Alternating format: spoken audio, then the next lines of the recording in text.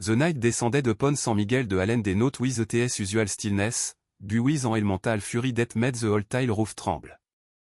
The air was saturated with the dense sound of water and an almost palpable heaviness. The cobblestone streets, sleek and utterly deserted, caught the furious glare of the lightning, reflecting them like shattered mirror. It was in the midst of this dramatic chaos that an elegant black car, UTS engine still emitting a low, anxious pure, sliced through the darkness and stopped abruptly in front of a humble house, visibly bowed by time and neglect.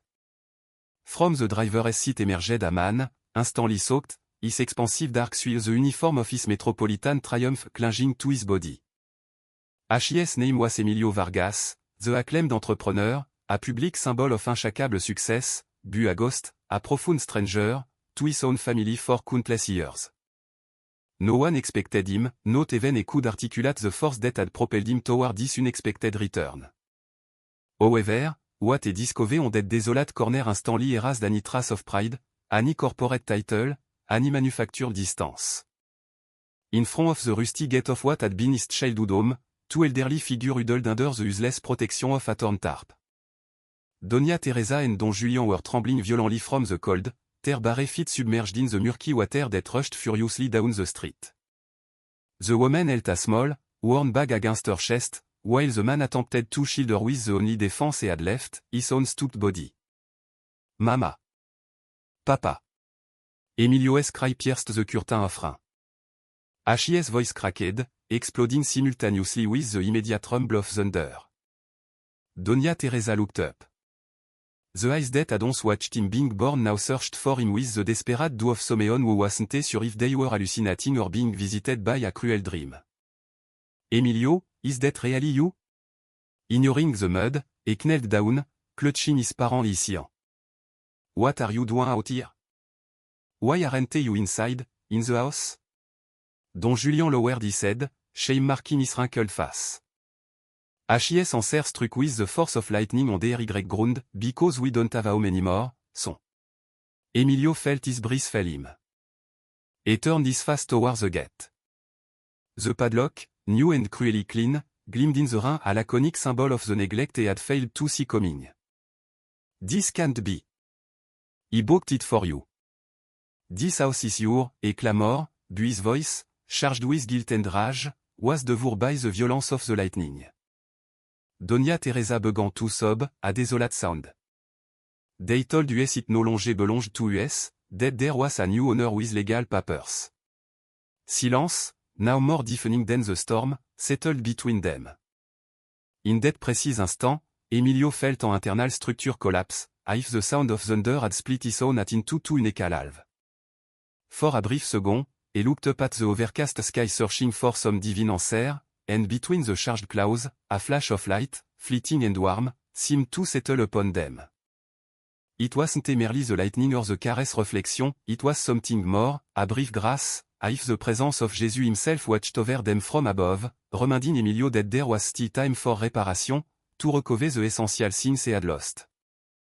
Instinctively, he took off his soaked jacket and placed it with infinite delicacy over his mother's trembling shoulder. Come with me right now. He won't allow you to stay under this merciless storm for another minute. He helped his father up, and the three walked slowly towards the vehicle. The drop fell heavily, but he barely felt them, for the weight of his own soul was far greater. Once inside the car, he turned the heater up to the maximum and wrapped his parent in a thick blanket he kept in the back seat. Doña Teresa took her son essence, looking at them intently as if they were still those of the child who ran barefoot in the courtyard. God brought you, Emilio. He knew you would come when we needed you most. He wanted to respond, but the word refused to leave his shocked throat. All he could do was look at them, promising without a single word that this night would not be the shameful end, but the arduous beginning of a reconciliation that would change absolutely everything. The engine continued to run, pumping it and life, but Emilio was in no hurry. Outside, the water beat persistently against the windshield. Inside, silence enveloped them with a deep tenderness, an intimacy that can only be born after shared pain. Don Julian closed his eyes for a moment and slowly murmured, Rein purifie, son. Perhaps this storm has also come to cleanse what was swelled between us. The phrase pierced Emilio S. soul like an arrow of fire. E lean forward, gripping the steering wheel until his knuckles were white, and mentally reviewed everything he had sacrificed to ascend in life, and everything he had abandoned to achieve it. It was then that he understood, with painful clarity, that the inescapable moment had arrived to return, not just to San Miguel, but to himself, to his family, to simple face, to the priceless love that can never be bought. And as the car lights illuminated the hall, condemned facade, he knew that this stormy night would mark the first irrevocable step toward his own redemption. The Seed of Distance, Origin and Promise.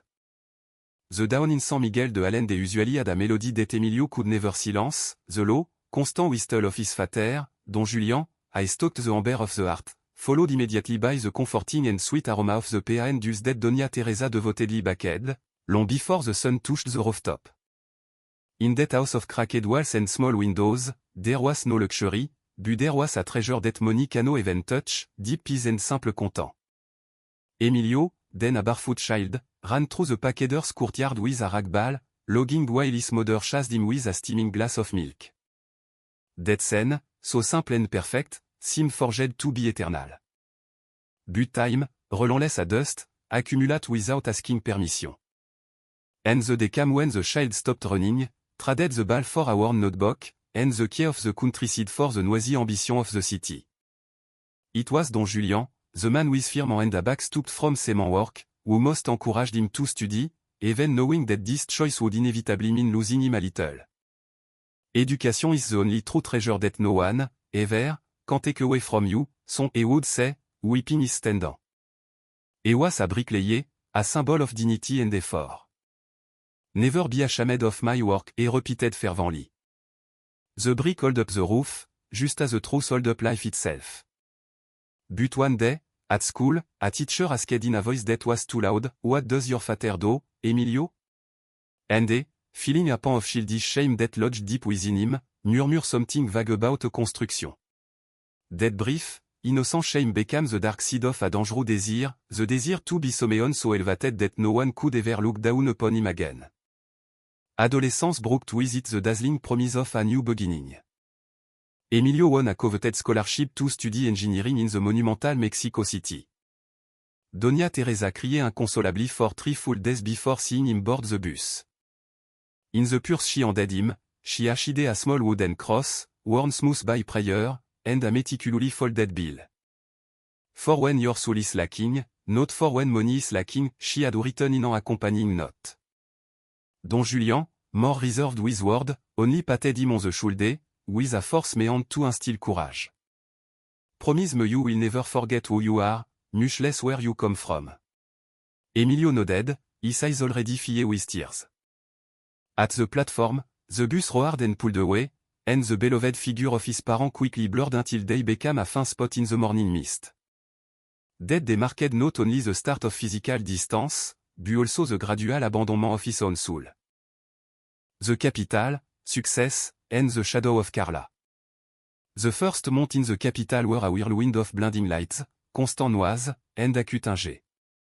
Emilio slept in a tiny room he shared with other students. He studied obstinately during the day and worked until exhaustion at night in a bakery. There, he first encountered his loneliness, but also the sharp edge of a new hope. Every dawn, when the oven door opened and the pungent aroma of freshly baked bread filled the dancer, he would close his eyes. It was his silent way of praying for his mother. One morning, overcome by fatigue, he fell asleep on a floor-dusted table and dreamed that Jesus offered him a piece of celestial bread, saying, "He who forged his root inevitably forged his own strength." He woke up drenched in sweat, with a strange sensation, a hand invisible hand had touched his sleeping soul. As the years passed, the poor boy transformed into a brilliant young man, a talent that could not be ignored. His name began to circulate respectfully among corporate and political circles. It was at a high-level conference that he met Carla Dominguez, a woman of relentless elegance and crystalline ambition, who immediately saw him a rough diamond waiting to be polished. Emilio believed he had found solid support in her. In reality, he found the mirror of everything his mother had feared. When he finally managed to inaugurate his own firm, Vargas Innovation, he promised himself that one day he would return to San Miguel to repay every sacrifice with a demonstration of pride. However, days turned into months, and months faded into years. HIS should no longer had space for personal calls, only for the tyranny of contract. The boy of the courtyard had completely disappeared under the overwhelming weight of expensive suits and deafening public applause. And somewhere in the capital, while his success grew exponentially, a part of his soul remained barefoot, waiting in vain for the road back home. The web of lies and oblivion. Mexico City had greeted him with the incessant roar of engines, the acrid smell of hot asphalt, and a constant hurry that left no second for introspection. Emilio Vargas was only 22 when he crossed those monumental avenues, fervently believing that success was a mathematical matter of never looking back. Over time, his innate talent catapulted him to the highest office and into custom tailor suits. The humble young man metamorphosed into Engine Vargas, the man who signed multi-million-dollar deals and dictated conferences on disruptive innovation. Television interview presented him as a perfect example of overcoming adversity, while the relentless studio lights concealed his chronic dark circle and the corrosive nostalgia that gnawed at him inside. At one of those press conferences, he met Carla Dominguez, impeccable, glacial, and calculating. Her smile was an expert blend of seductive promise and imminent warning. Quickly, she became his assistant, Dennis Love, and finally, his voice and his shadow.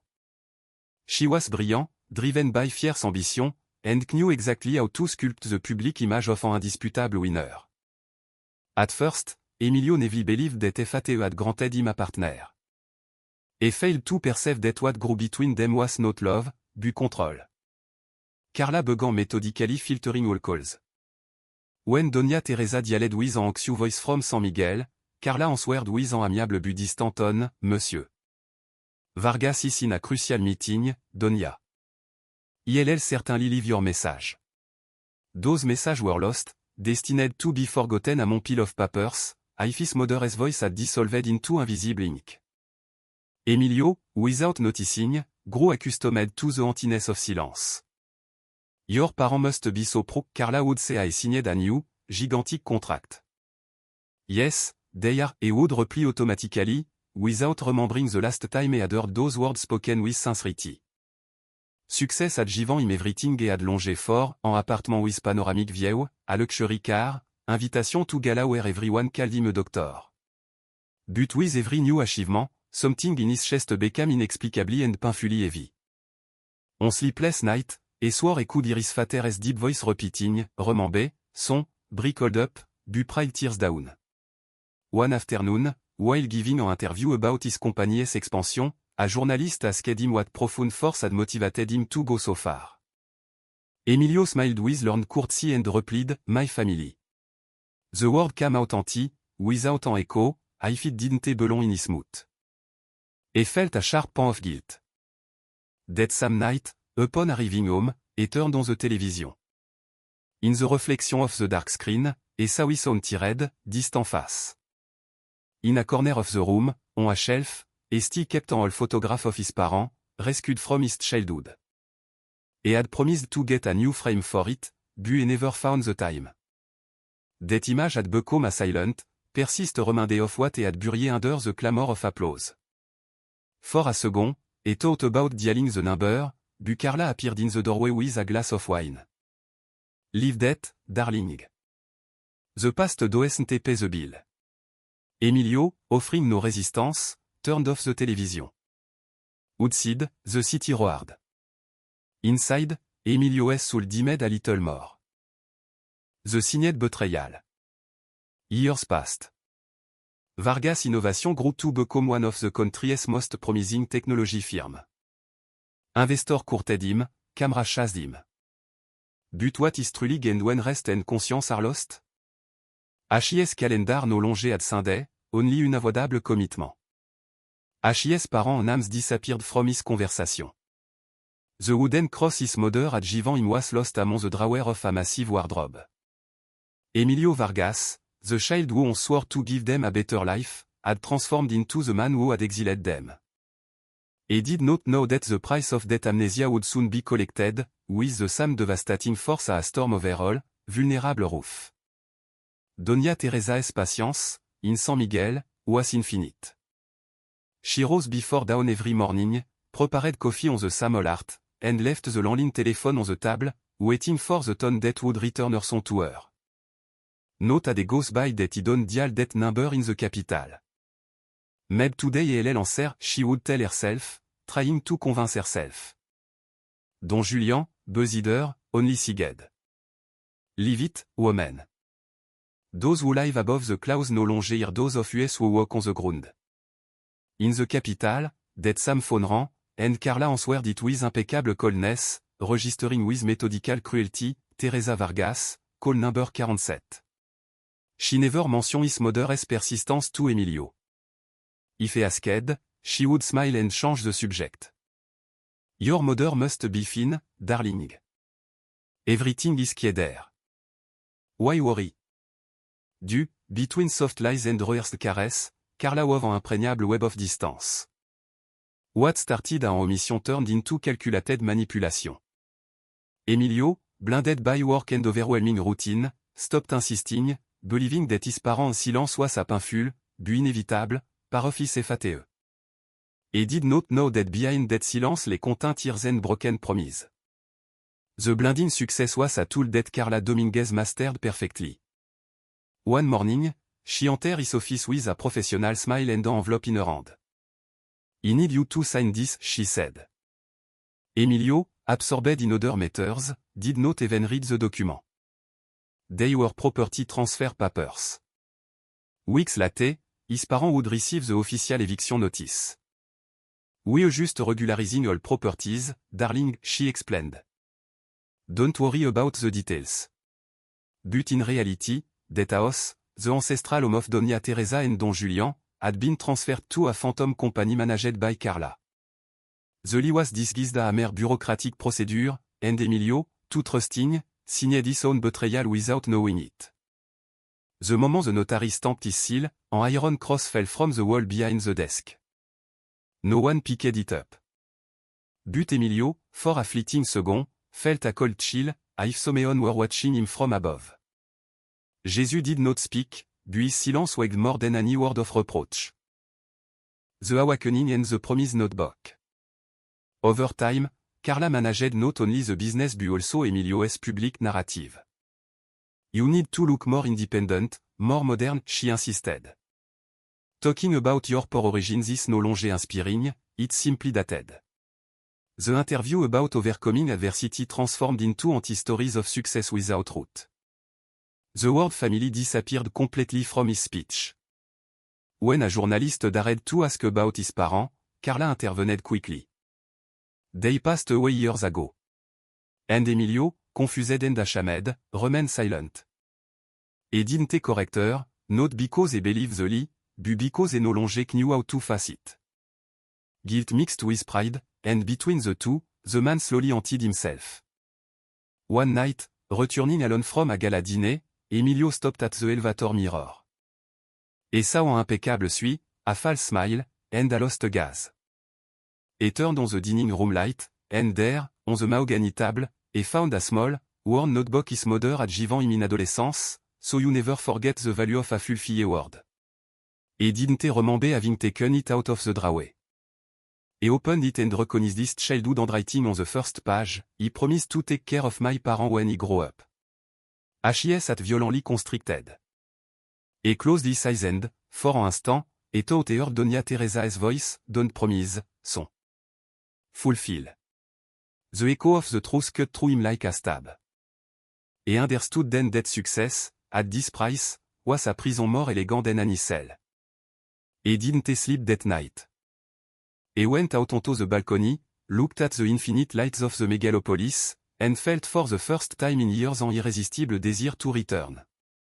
Carla woke up and, seeing him restless, approached him with her calculated smile. What is wrong, darling?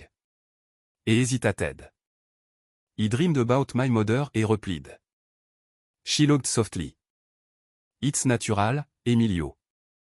The past visit us, but don't let it steal the present.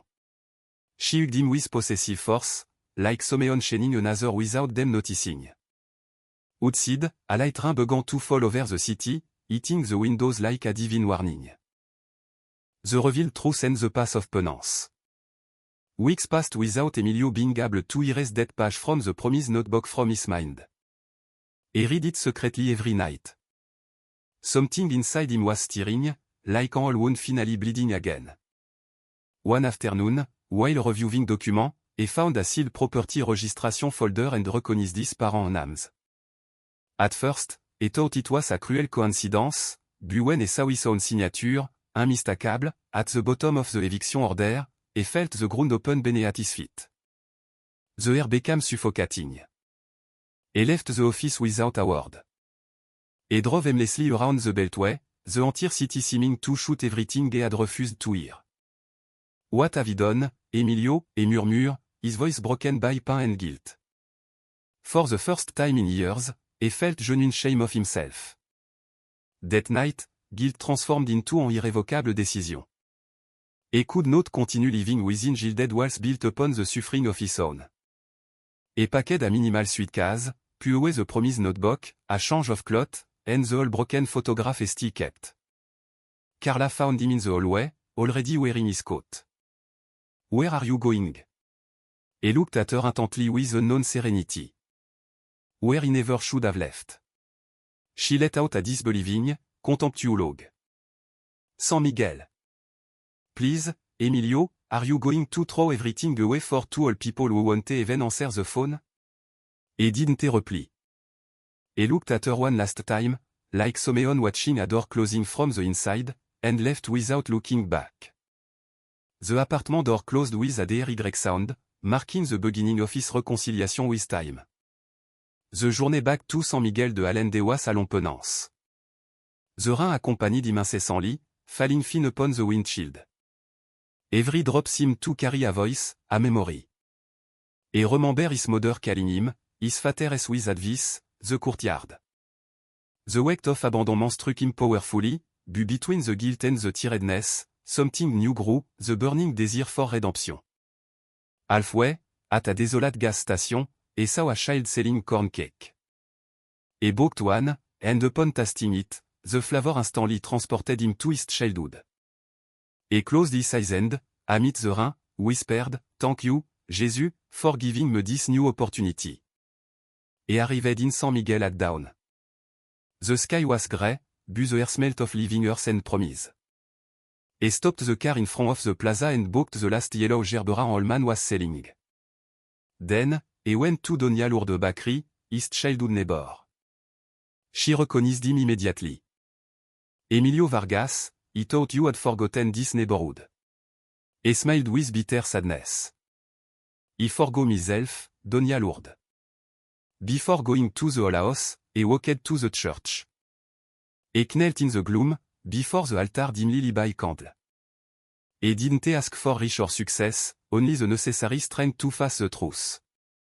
Lord, he whispered with a knotted throat, if my parents are still alive, allow me to ask for their forgiveness with my own word. And if they are no longer here, let me clean with my own what is swelled with my pride. The Inn La Esperanza, Hope. The car stopped in front of Los Olivos Street. Emilio slowly descended. The rusty gate was still closed, the new padlock gleaming under the cruel drizzle, sealing his sin. He approached and noticed the desolate courtyard. Mama, Papa, he whispered without expecting an answer. He crossed the street and knocked on Doña Lourdes' door. It took her a moment to open. Where are my parents? He asked urgently. The woman looked down. They were removed from the house 2 months ago. It was horrible. Your mother cried et Emilio stepped back, stunned. Who signed that? Doña Lourdes swallowed. The papers had your name on them, son. Those words hit you like an electric shock. They said it was your order. The world became a distant noise. Tears mixed with the water running down his face.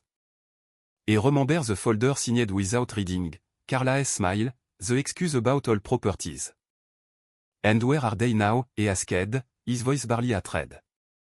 Doña Lourdes pointed towards the river. They live in an inn. La Esperanza, Hope, they call it. He visited them sometimes. Emilio closed his eyes, and in that profound silence, he heard a slight, warm voice, don't promise, son, fulfill. Et straightened up with new determination. He can't change what he did, but he can give them back what they lost. He returned to the car and drove towards the small, Oche building. The rusty sign read, La Esperanza. The name made him shudder. He parked and knocked on the door of room 3. The door opened slowly. There were Doña Teresa, her hair white and wrapped in a blanket, and Don Julian, tiny, but his gas still alive. For a moment, no one breathed. The filtered light from the window illuminated the encounter. Emilio, son, is that you? He fell to his knees, the soaked gerbera innocent. It's me, mama. Forgive me. And the weeping that followed was long, pure, the prayer his soul had postponed. Doña Teresa hugged him with a strength that belied her fragility. He waited for you every day, son. He knew you would return. Don Julian rested his hand on his shoulder. Sooner or later, the river always found its way back to the sea. In that embrace, under the faint light of La Esperanza, the first sign of reconciliation was born. Forgiveness and the renewal of the spirit. That night, room 3 of the inn was filled with a silence so profound it felt sacred. Emilio remained seated, holding his mother's hand. Don Julian leaned back in the rocking chair. You don't need to say anything, sont des murmures. The man who repent is already changing. Emilio lowered his head. But he was the one who betrayed you. The old man slowly shook his head. Not you, but your blindness. The important thing is that you returned. After dinner, Doña Sida brooked them corn soup and a piece of freshly baked bread. Upon tasting it, the flavor transported Emilio to the past to Sunday in the courtyard, to the old radio his mother turned on. He closed his eyes and felt the presence of Jesus in the simple surrounding, in the calm, in the forgiveness that floated without word. Doña Teresa took the old promise notebook and placed it on the table. He kept it all these years, Emilio. He opened it and saw the last page, where his mother had written a prayer, Lord, protect him even if he forget who you are, and when he remember, bring him back. Emilio brought the notebook to his chest, unable to contain his tears. Thank you, Mama, for not stopping believing. She smiled. Mother do not stop believing, son. We only learn to way. The dawn arrived with a clean sky. Emilio went out to the courtyard and breathed slowly. He understood that true success was not found in glass building, but in the small miracle that God did in simplicity, forgiveness, family, peace. Reparation and legacy. That afternoon, Doña Lourdes handed him a small box. Inside, there were documents and a flash drive. He connected it to the old radio, Carla's cold, clear voice filled the room. Yes, do it immediately. He wants the house out of their name before Monday. ELL signed without looking. Don't worry. Emilio S. had stopped. Every word confirmed the betrayal. Doña Teresa, upon hearing it, approached. Evil always reveals itself, son, not just to destroy, but to liberate. That night, Emilio sat under a small jabutica tree he had planted. Don Julian approached him. What will you do now, son? Emilio took a deep breath. He will go back to the city. He have to facer. His father nodded. Then go with God, but remember, forgiveness is also part of justice. The next morning, he said goodbye with a long embrace, promising to return soon. Doña Teresa handed him a small cloth bag. Take this. Inside, there is a piece of bread and a note. The note read, For when your soul is hungry, do not forget to forgive. The return to the capital was direct and silent. Carla was in the living room, impeccably dressed. Darling, you come back. Emilio put down his keys. We need to talk. Why did you do this? Evicting my parents, signing in my name, deceiving me. She maintint her composure. He only wanted to help you. They were living in ruin, it was an embarrassment to your image. Emilio took a deep breath, controlling his trembling. That past is the only dignified thing I have left, Carla. They are my route. He pulled out the flash drive. Her voice filled the air.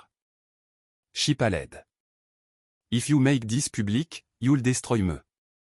Emilio looked at her in silence. He didn't come here to destroy you. He came to end the lie. I'm going to give my parents a roof, and then I'm going to learn to be a son before I am an entrepreneur. He crossed the threshold. The rain was falling again, but this time it was purification. He descended in the elevator, and in his reflection, he was no longer the same man. He started the engine, leaving behind the city that had made him empty. His destination was not a company, but a home. The beacon of reconstruction. Upon arriving at the inn, Doña Teresa opened the door. You did it, didn't you? He nodded. Everything is in order now, Mama. The house is yours again. She peered onto her face. Don Julian said what he had never said before. I am proud of you, son. Hours later, the three returned to the neighborhood. Emilio slowly opened the padlock. Inside, the air smelled of dust and memory. Doña Teresa entered, stroking the walls. Every brick told her history. Emilio did not want to do it alone. As the afternoon fell, he called the neighbor. Doña Lourdes, Don Pepe, Nina. Everyone came. I need help cleaning, lifting this place, not just for my parents, but for everyone who has lost. In a few hours, the house transformed into a symbol of collective hope. Emilio mixed paint, his father hammered nail, his mother hung curtain. The town understood that this broken family was now a beacon. And so, the Teresa and Julian and Techo Foundation was born a refuge for evicted elder and homeless family. A month later, a black car stopped in front of the gate. Carla stepped out, dressed simply, with a baby in her arms. Doña Teresa was the first to approach. Do you come to ask for forgiveness or to find peace? Carla replied, with content tears. For both, ma'am, and to introduce you to your grandson. The elderly woman touched the child with tenderness. Grandchildren do not inherit guilt, doctor. They inherit love. Emilio approached without resentment. You can stay if you come with truth. Carla nodded. I don't want to go back to the past. I want to start clean. Doña Teresa took her arm. Then come in. It doesn't rain inside here anymore. That night, the house was filled with laughter. Don Julian told stories. Doña Teresa rocked the baby. On the main wall a new photograph, beneath a sign that read, where there was loss, there is now purpose. Where there was guilt, there is now grace. Emilio Vargas stopped being the millionaire on the cover to become the son who rebuilt with his own on the roof that money could not buy. When night fell, he lit a candle in front of the promised notebook and whispered, Thank you, Jesus. He didn't arrive on time. He arrived when he was supposed to. Outside, the rain began to fall gently, but inside that house, everything was covered. Redemption had found the TS dwelling.